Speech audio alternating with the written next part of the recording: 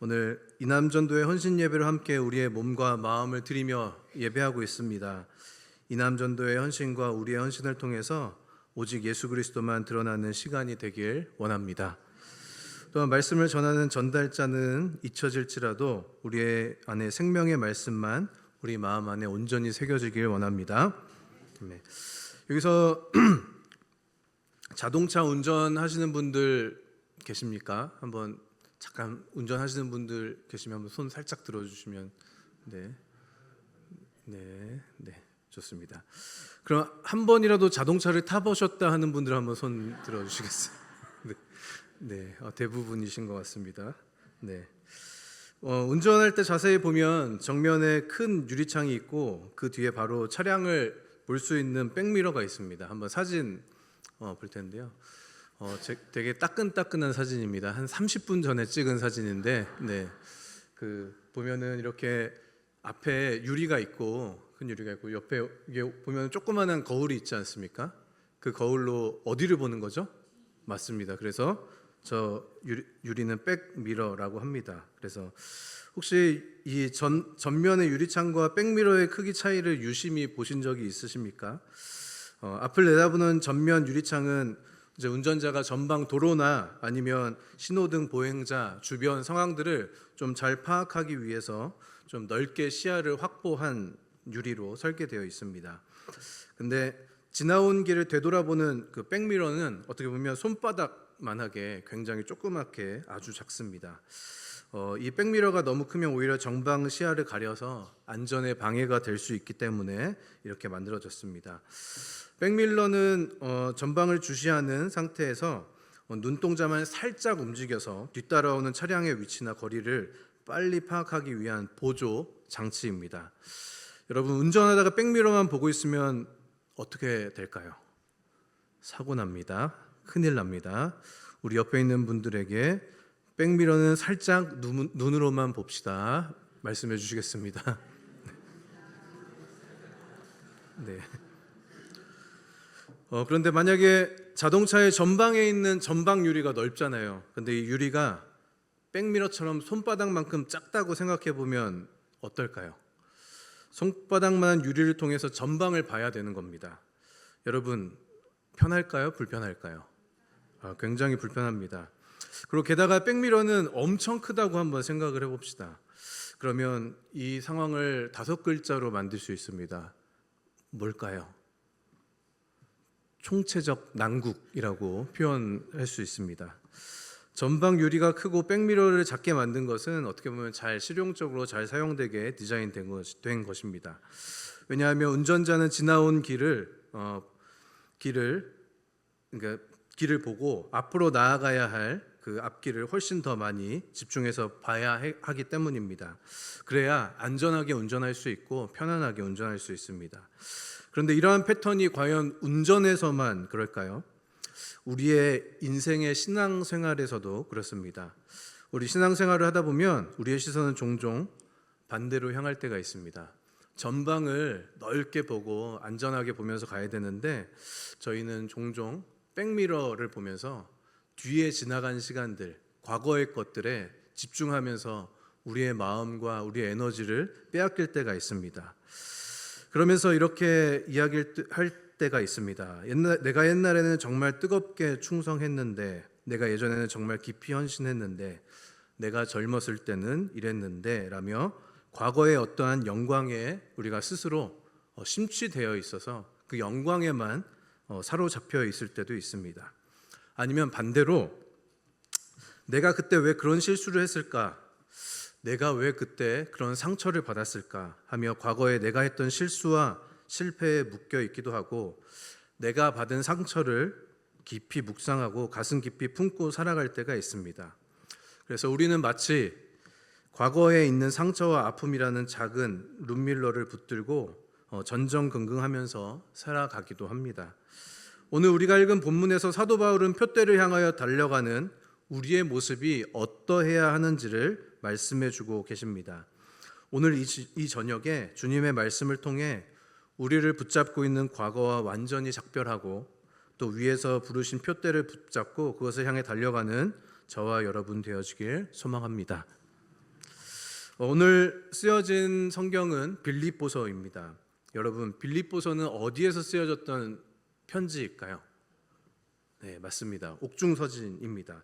사도 바울이 로마 감옥에 갇혀 있을 때 기록한 옥중서신입니다. 이 빌립보에 있는 교회를 향해서 이 이제 감옥에 갇혀 있는 바울이 편지를 쓰는 그런 서신입니다. 이 빌립보 교회는 바울이 2차 전도여행 때 세운 유럽 최초의 교회입니다. 바울의 선교 사역을 가장 이해하고 물질적으로도 깊이 후원했고, 정말로 이 빌립보 교회와 이 바울과의 사이가 정말 애틋한 관계였습니다. 그래서 이 빌립보에서는 그 자주색 옷감 장수 루디와 그 집안, 그리고 귀신 들렸던 여종, 그리고 바울과 실라가 옥에 있을 때 옥이 흔들리면서 빌립보 감옥의 간수와 그 가족들이 회개하고 세례를 받았던 그 곳입니다. 바울이 감옥에 갇혔다는 소식을 듣고 빌립보 교우들은 그를 돕기 위해서 에바브로디도라는 사람에게 그 헌금과 선물을 보냅니다. 바울은 이 선물에 깊은 감사를 전하고 당시 감옥에 갇혀 있던 자신 때문에 낙심하거나 흔들릴 수 있는 빌립보 성도들을 위로하기 위해서 오늘 이 편지를 쓴 겁니다. 그게 바로 오늘 우리가 읽은 본문인 빌립보서입니다. 그런데 이 빌립보 성도들이 이 편지를 받았을 당시는 그 신앙이 내부적으로 외부적으로 위기가 있었던 그 시대의 상황이었습니다. 첫 번째로는 외부적인 그 핍박과 두려움이 있었는데요. 이때 당시에 이 편지를 받았던 사람들이 빌립보의 사람들이잖아요. 근데 이제 저희가 그때 당시에 편지를 받았던 사람을 원독자라고 이야기합니다. 처음 그 편지를 읽었던 사람들. 그래서 원독자의 이때 당시 빌립보는 로마의 퇴직 군인들이 많아서 많이 살았던 도시로 황제 숭배와 로마의 법도가 매우 엄격한 곳이었습니다. 그런데 그리스도인은 누구를 주인으로 보십니까? 예수 그리스도를 주인으로 보시죠.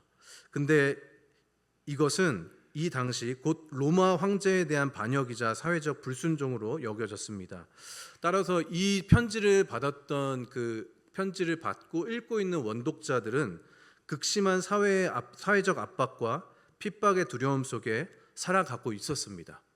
한마디로 이때 당시의 상황은 목숨 걸고 신앙생활하고 있었던 상황입니다. 두 번째로는 내부적인 분열과 거짓 교사들이 있었는데요. 이 빌립보 교회는 내부적으로도 많이 흔들리고 있었습니다.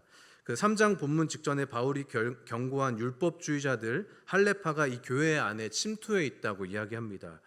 이들은요, 교인들에게 예수를 믿는 것만으로 부족하다. 너희가 제대로 된 구원을 받으려면 반드시 할례를 받고 율법의 규례대로 지켜야 된다라고 미혹을 했습니다. 이로 인해서 교인들이 막 혼란에 빠지는 겁니다. 그래서 교회 안에 불안감, 분열의 조짐이 막 있기 시작하고 정말 실제로 성도들 안에 어떤 그 갈등과 다툼이 있기도 시작했습니다. 그래서 오늘 본문 3장 12절부터인데요. 오늘 3장의 앞부분에 바울은 그 율법주의자들, 거짓 교사들에 대해서 단호히 경고를 하고 있습니다. 당시 유대주의자들은 할례를 받아야 하고 율법을 지켜야 구원을 받는다는 인간의 공로와 육체적인 조건을 자랑했다고 말씀드렸는데요. 바울은 할레파 사람들에게 당당하게 이렇게 이야기합니다. 당신들이 그렇게 이야기한다면 나는 이 세상의 어느 누구보다 인간적인 조건을 다 갖고 있는 사람입니다. 저 태어난 지 8일 만에 할례 받았습니다. 저 이스라엘 민족 중에서 누구나 인정하는 베냐민 지파의 사람입니다. 히브리인 중에서도 히브리인이에요. 저는 진짜예요. 저는 어렸을 때 태어나면서부터 히브리인 이런 식으로 표현한 겁니다.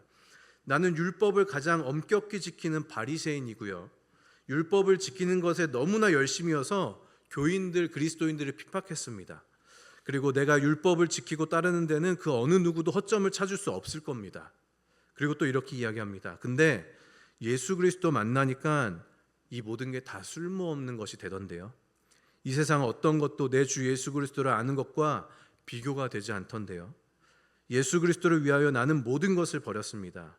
이 모든 것이 배설물처럼 아무런 가치가 없다는 것을 이제 나는 압니다. 이로써 나는 그리스도를 알게 되었습니다. 라고 3장 초반에 이야기합니다.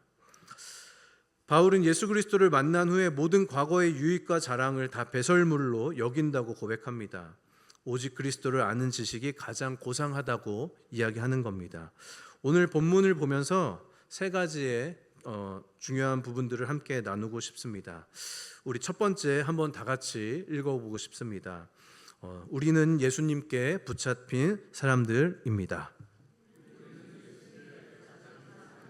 다시 한번 읽겠습니다. 우리는 예수께 붙잡힌 사람들입니다. 오늘 12절 말씀 한번 읽어보겠습니다. 내가 이미 얻었다 함도 아니요 온전히 이루었다 함도 아니라 오직 내가 그리스도 예수께 잡힌 바 된 그것을 잡으려고 달려가노라. 네. 여러분 아시는 것과 같이 바울은 다메섹 도상에서 부활하신 그리스도를 만나서 회심하게 됩니다. 그리스도인을 죽이고 그리스도인을 어떻게 죽일까 계속 공모했던 사람, 그가 그리스도를 만나게 되니까 인생이 180도로 바뀝니다. 이제는 목숨 걸고 예수님을 전하는 겁니다. 이때 당시에 유대교와 율법주의 그리고 이방인 전도에 있어서 누구보다 위대한 업적을 이루었던 사람이 바로 사도 바울입니다. 정말 목숨 걸고 예수 그리스도를 전했던 그 사람이 지금 그것 때문에 감옥에 있기도 합니다. 인간적인 기준으로 보면, 그리고 믿는 사람들의 입장으로 보면 이 사도 바울은 스스로를 자랑할 만도 합니다. 근데 바울은 내가 다 이미 이루었다라고 하지 않습니다.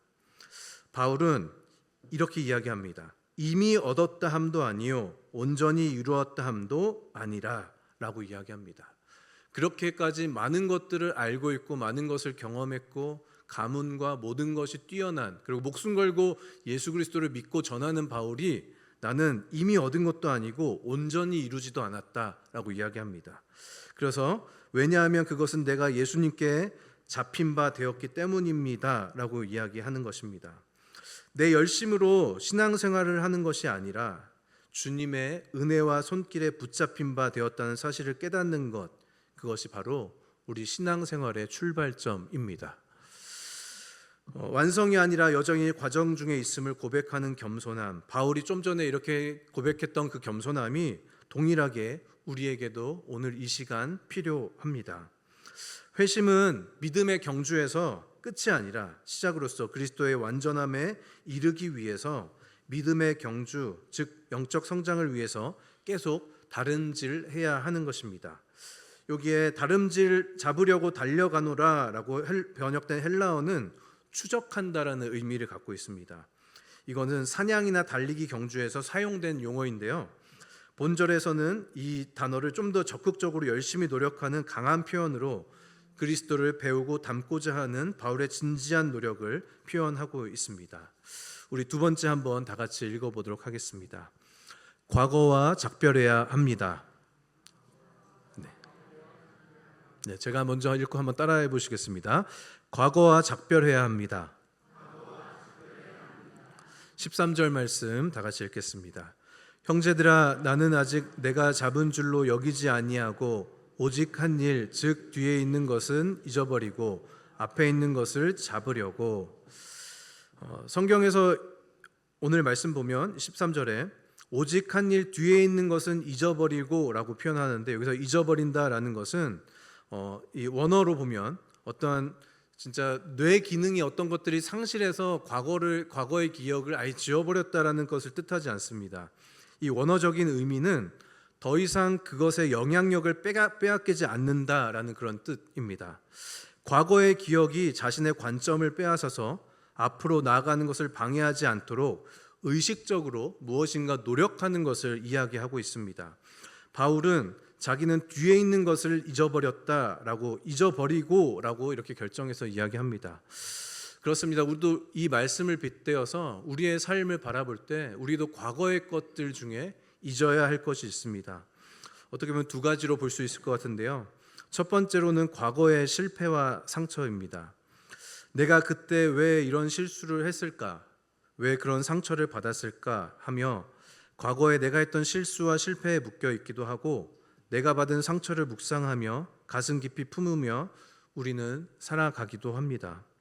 그리고 때로는 실패한 사업, 깨어진 관계, 아니면 상처나 트라우마 혹은 죄책감이라는 감옥에 우리가 예수 그리스도를 믿지만 그곳에 갇혀서 살기도 합니다.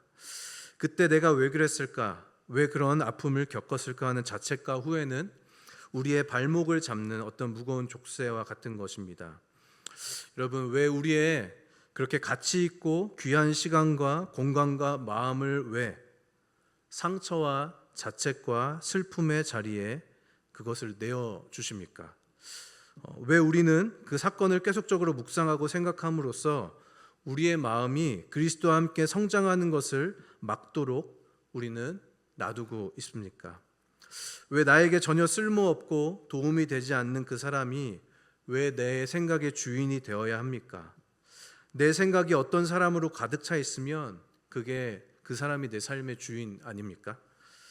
어떤 사람이었는지, 그게 어떤 사람이었는지, 우리의 마음을 괴롭게 하는 어떤 그 존재는 우리가 보내줘야 하는 사람입니다.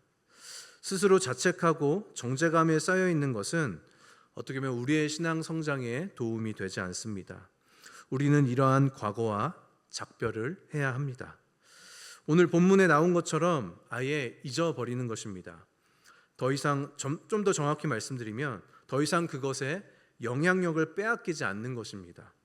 과거의 기억이 여러분이 앞으로 나아가는 것을 방해하지 않도록 의식적으로 그것을 노력하는 것입니다. 잊는다는 것은 기억을 지우는 것이 아니라 과거가 더 이상 나의 현재와 미래를 결정짓지 못하도록 그 권세를 빼앗는 것입니다.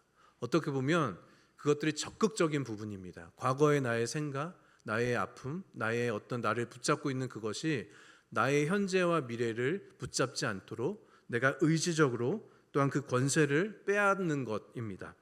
그리고 이미 예수 그리스도의 보혈의 은혜로 용서받은 것마저 스스로 정죄하고 붙들고 있었다면 그것은 우리에게 있어서는 어떤 면에 있어서 불신앙일 것입니다.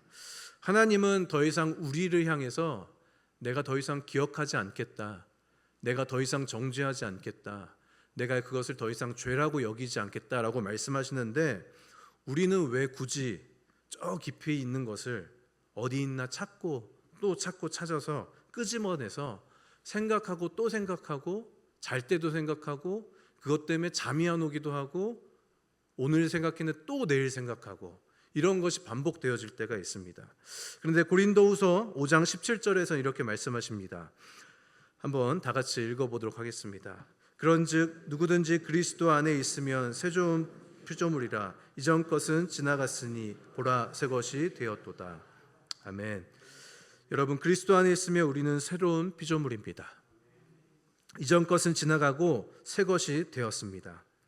한번 같이 선포하셨으면 좋겠습니다. 이전 것은 지나가고 새 것이 되었습니다. 이전 것은 지나가고 새 것이 되었습니다. 우리는 주님의 새로운 피조물입니다. 아멘. 우리를 붙잡고 있는 과거 둘 중에 마지막 것은 과거의 성공과 자랑입니다. 우리는 가끔 그렇게 이야기할 때가 있습니다. 내가 왕년에는 어땠는데 과거의 영광도 우리의 미래를 가로막는 어쩌면 치명적인 독이 될 수 있습니다.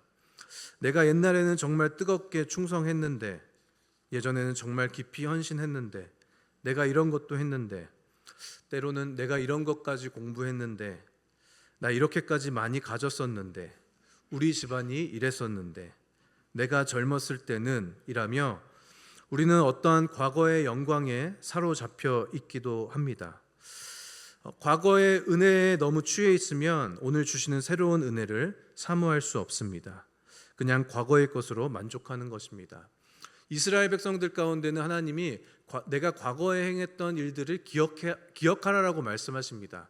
그것은 무엇이냐면 기억해서 앞으로 현재 하나님이 그리고 앞으로 우리를 이끄실 것을 믿음으로 선포하는 것이 필요합니다. 근데 그냥 과거의 것에만 머물러 있는 것, 과거의 것에서만 우리의 발걸음을 두고 있는 것은 문제가 될 수 있다라고 이야기합니다. 그래서 하나님은 오늘 우리에게 새로운 은혜, 새로운 경험, 하나님의 더 넓고 크신 은혜가 무엇인지 우리에게 매일마다 알려주고 싶어 하십니다. 여러분 느껴지십니까? 오늘도 알려주고 싶어 하시는데 느껴지십니까? 하나님이 매일마다 우리에게 무엇인가 알려주고 싶어 하십니다. 그래서 우리는 유한해서 그 무한하신 하나님께서 우리에게 많은 것을 보여주고 싶어 하세요. 우리에게 새로운 일을 행하고 싶어 하십니다. 하나님의 새로운 성품도 알려주고 싶어 하십니다. 우리도 성도님들도 자녀들을 키워보셨던 분들은 아시겠지만 자녀들이 어렸을 때부터 이렇게 크다 보면 그냥 집안에만 이 자녀를 묶어두고 싶으신가요? 그렇지 않죠. 많은 걸 경험하게 하고 싶어 하죠. 그래서 공지천도 가고 육림랜드도 가고 저기 홍천도 가고 여러 군데 이렇게 다 보여주지 않으십니까? 그렇게 경험시켜주고 싶지 않으십니까? 그리고 아버지, 어머니라면 또 우리 가정에 있는 것들 아니면 어머니와 아버지와의 관계를 통해서 자녀에게 주고 싶은 것들이 많으시잖아요. 하나님도 동일하십니다. 하나님도 우리에게 보여주고 싶은 것, 경험하게 하고 싶으신 것, 우리가 알게 하고 싶은 또 그 밖에 많은 하나님의 성품을 계속적으로 알려주고 싶어 하십니다. 근데 우리가 과거의 어떤 실패와 상처든 과거의 어떤 성공과 자랑이든 우리가 거기에 묶여 있다면 하나님이 더 보여주고 싶으셔도 하나님의 그 은혜를 경험하지 못할 때도 있습니다.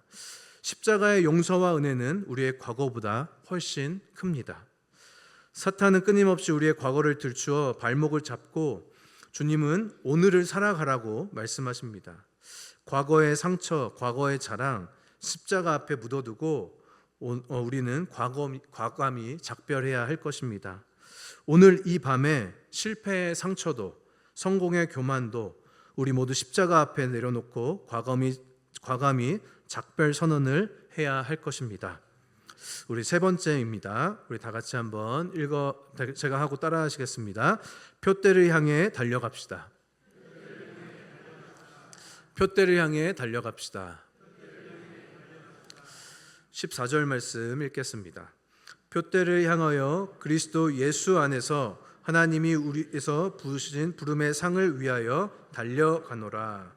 아멘. 사도 바울은 오늘 본문의 마지막은 표대를 향하여 그리스도 예수 안에서 하나님이 위에서 부르신 부르심의 상을 위하여 달려가노라 라고 이야기합니다. 여러분 여기서 표대는 무엇을 의미합니까?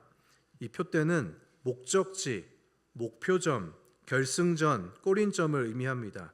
마치 운동 경기 또한 마라톤에 비유하는 것 같습니다.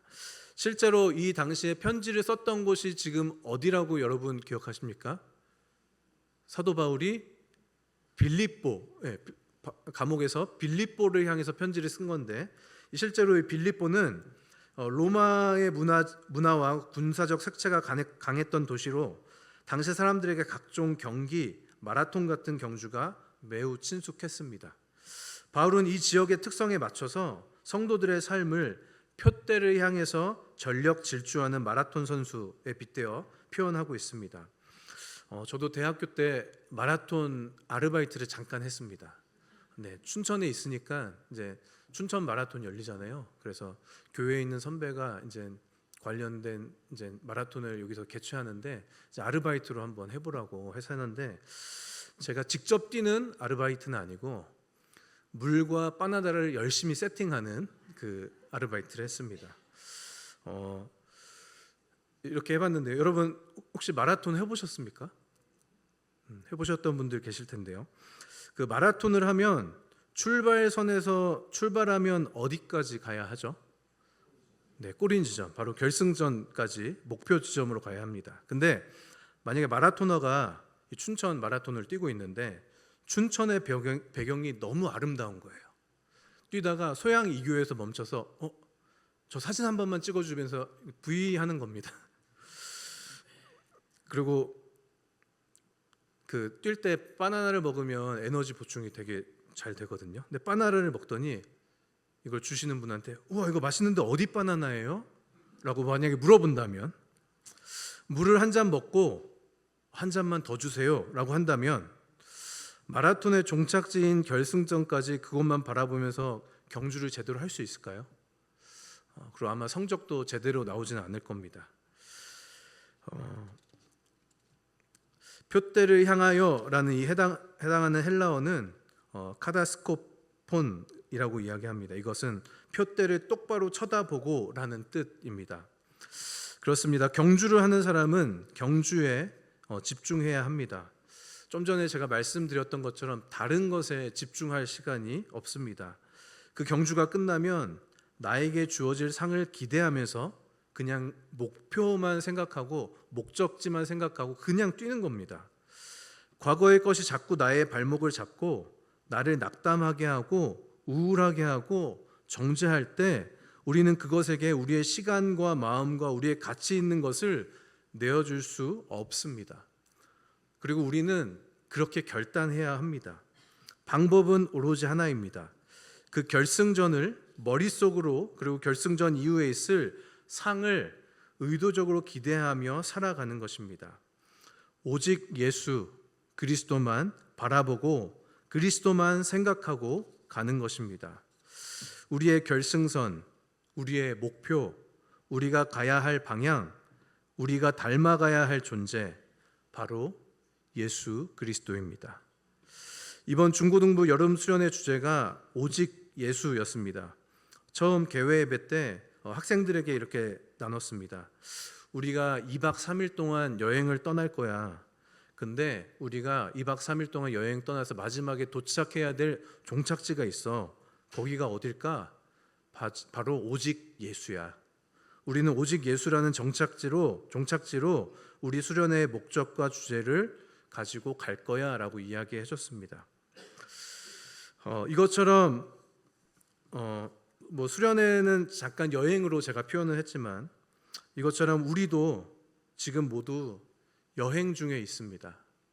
어떤 분들은 70년 동안 여행하시는 분도 있고 어떤 분은 80년, 90년, 100년, 어떤 분들은 그것보다 더 짧게 인생이라는 여행을 하고 계신 분들이 계십니다. 여행의 기간은 모두 다 다를 것입니다. 근데 마지막 종착지는 한 군데입니다. 우리는 그곳에서 다 같이 만날 것이고 우리는 그곳에서 하나님 안에서 참 평안을 얻을 것이고 우리는 그곳에서 믿음의 경주를 다하고 하나님께서 말씀해 주시는 것을 기대하고 소망하고 들을 것입니다. 하나님이 이렇게 말씀해 주시지 않을까요? 참 잘하였다 착하고 충성된 종아, 지금까지 나만 바라보면서 왔구나. 그 시련과 아픔 속에서도 잘 견뎌내며 왔구나. 믿음의 싸움 잘 이기면서 왔네. 넘어졌지만 일어서고 또 일어서서 여기까지 왔구나. 내가 너에게 상을 주고 싶다. 내가 너에게 평강을 베풀고 싶다. 하나님이 우리에게 이렇게 말씀하시지 않을까요? 말씀을 정리하고 싶습니다. 사랑하는 성도님들, 과거는 이미 지나갔고 미래는 앞으로 우리에게 올 것이고 우리가 진정 살 수 있는 유일한 시간은 바로 오늘 이 순간입니다. 우리는 지나간 실패와 아픔에 대한 미련을 끊어내야 할 것입니다.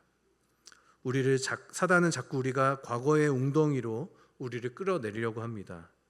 너는 어차피 안 돼 라는 정죄와 참소에 귀를 닫고 주님의 사랑의 초대에 우리가 귀를 열었으면 좋겠습니다. 또한 오늘 주신 새로운 은혜를 사모하시길 바랍니다. 이스라엘 백성이 광야에서 매일마다 만나로 새롭게 공급받으며 살아갔습니다.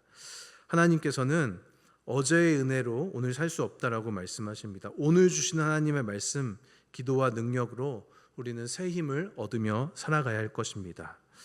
마지막으로 우리는 오직 예수 그리스도라는 단 하나의 표대만 바라봐야 합니다. 환경을 바라보면 절망하고 사람을 바라보면 실망합니다. 오직 우리를 구원하시고 붙들어 주시는 예수 그리스도만 바라보며 믿음의 경주를 완주하는 주의 백성들, 저와 여러분 되어지길 소망합니다. 기도하겠습니다.